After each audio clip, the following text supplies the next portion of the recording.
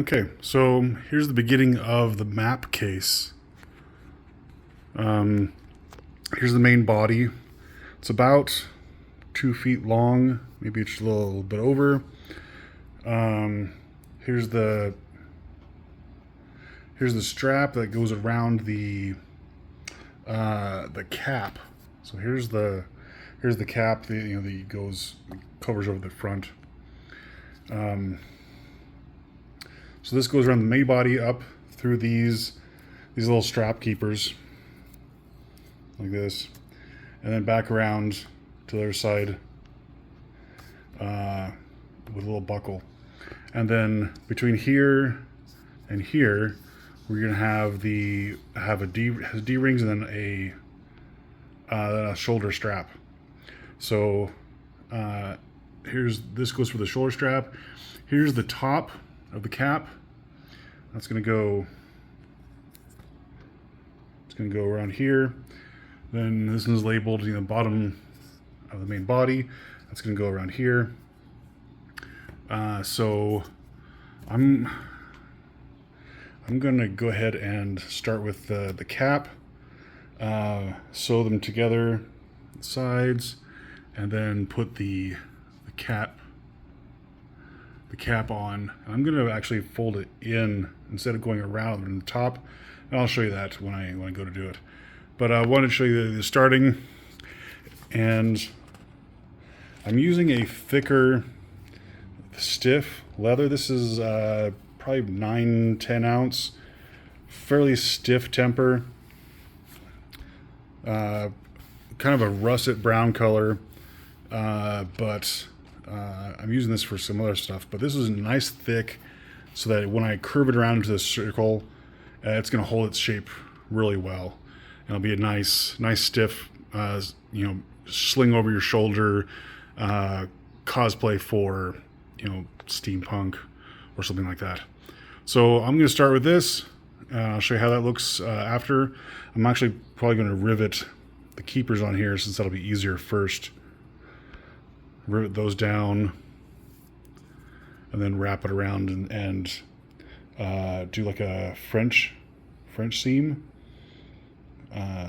or butt stitch here to connect the two sides, and then I'll show you what I'm going to do for the top. All right, I'll be right back. Okay, so like I said, I got this worked on here. So I did the little stitching side. I have the little keepers to keep the lid on. Stitched the top, and I just kind of wet molded it a little bit. Hold on a second. Like I said, I just wet molded this one a little bit because I could. Depending on the leather you use, you might not be able to very well. But then I burnished the top. So the top cap is ready. I have the strap for the lid, and the buckle for that, and then this for the shoulder strap. Some of the holes when I was punching this out didn't go all the way through, so I need to redo some of these. Like I said, this is pretty thick leather, so your punch, you might need to hit it a couple times. So I'm gonna go ahead and do that, redo that, and then I'm gonna start with the bottom and doing the French seam, or the butt stitch, starting the bottom and then going to the top. I also have some straps already that I got ready for the shoulder strap, and went ahead and beveled and embossed those just to get ready for that. And then also the shoulder strap, I think we're gonna call this thing, the thing goes on the shoulder. But yeah, I got that done as well. So I'm going to go ahead and start on the main body after I repunch these holes, and I'll be right back. Okay, so just want to give you a little progress update. I started on the end like I told I was going to. I got the shoulder strap pieces done, and the keepers and the buckles. So I started here, went down a little ways, and I realized that before I got too far, I was going to need to do this end cap. So with about 5 or 6 inches maybe, I went ahead and got the end cap wet so I could mold it a little bit, mold it inside the cap, I guess, and then went ahead and stitched it, just saddle stitched it all the way around. And it's still a little bit wet, but once it dries, it's gonna hold that shape really well. So now I'm gonna go ahead and progress and finish off, this the long piece here. And once that's done, I'll be able to put the cap. Here's the other cap, the end cap.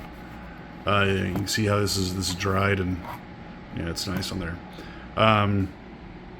But I'll probably put some saddle soap or some conditioner on these, because looks like they dry up a little too dry. Either way, I'll make sure that it looks nice, and then I'll do the shoulder strap that hooks onto here and there. All right, see you in a minute. Okay, so here it is done, the map case. I got the swivels clasps here to the D-rings, and also here to the main one. Yeah, 1 inch. Well, actually, these D-rings were a bit thicker, so I made them. These are 1.25 inches, and the strap is 1 inch. So the buckle is going to be 1 inch, but the D-rings, this strap on wanted to be pretty thick, just for strength purposes. And so I cut it out 1.25 inches. So those are placed. I got the cap on, and this is looking nice. So yeah, it goes from here, the D-ring already attached to it, up and over, and has the attachment there. It just goes over the cap, through the 2 keepers, and into the buckle. So yeah, the buckle was 1.25 inches as well. And I got these buckles, you can get either from Buckle Guy or Amazon. I can put the links down below if you want the specific kind. But yeah, I think it came out nice. Nice leather, like I said, is a thicker leather. Ends up being interior dimension. Oh, let me show you real quick. Hold on. Looks like the interior width or interior size is going to be just under 3 3/4. But I mean, leather's going to stretch, so I'd say 3 3/4. Interior diameter. And then the total length with the cap on is going to be just about 26 inches. But remember that the end caps go in slightly. So it goes in slightly there, and then on the top cap also goes in slightly there. So probably more like 25.5 inches interior length. Okay, so plan on that. Yeah, 3 3/4 interior diameter. And okay, so you might be wondering, on the pattern, these long strips here, what are these for? And there's another small one right here. These are reinforcements for the seam here, that if you cut these out and put them together, tape them together, you can put this underneath this seam to reinforce it. Now, I didn't do that. I didn't show that in the videos, but I wanted to. That was optional. I chose not to. It does create a little bit of a bulk on the inside, but it's you use a nice.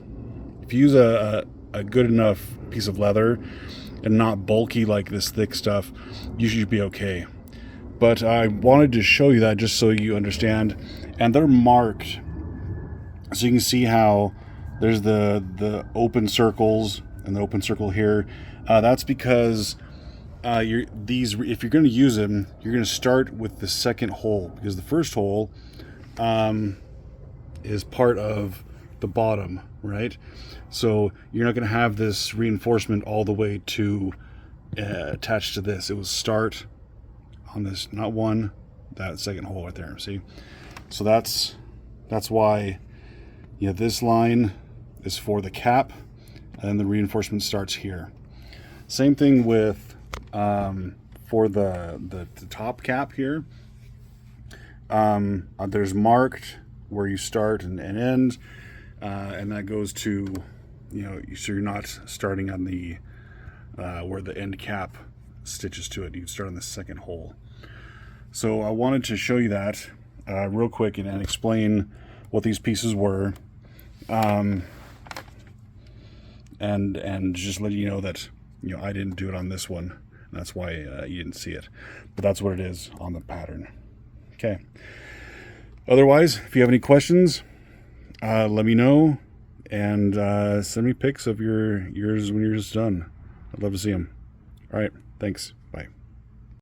Okay. So real quick, I just wanted to show you. I know the other images and videos have been showing off the shoulder strap, but I also wanted to show if you want to have just a handle, you can either hold it from the top like this vertically, or this is a shorter strap that goes between the two D-rings that you can just carry it horizontally, just regular, almost like not a purse, but just a regular map case tube if you want to.